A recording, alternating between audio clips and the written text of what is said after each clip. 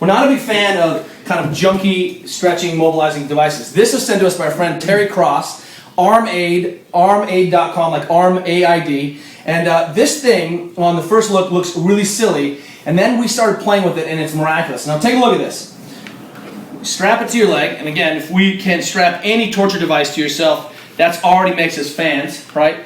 You black out, it's still attached to your leg. Now look, it allows me to set the width. I slip my hand in here, and then I can create that pressure in those areas. And now, the thing that Yami was having a hard time with was actually setting some of the external rotation because of the limitations of pressing the bar. Here I can get my shoulders, arms straight, and I can do that same biasing of all of those tissues and work through there, tack and stretch. I can differentiate that. I can even get into the interosseous membrane between the two bones, which is the kind of big sheet of connective tissue that keeps those bones from shearing and separating.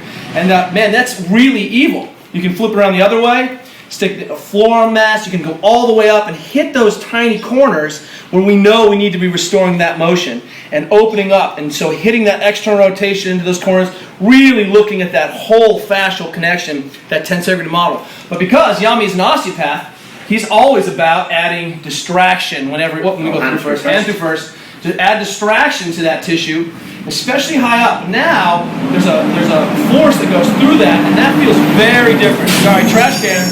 And so, by adding this distraction force through here, and then doing that same kind of motion of that external rotation, of that rotation, that makes this by a factor of 7 worse, I think. Don't you think? And and if you block out, you just wake up and you're still in there. So check out the Armaid if you're a worker or you're living by your hands. This thing is super dope.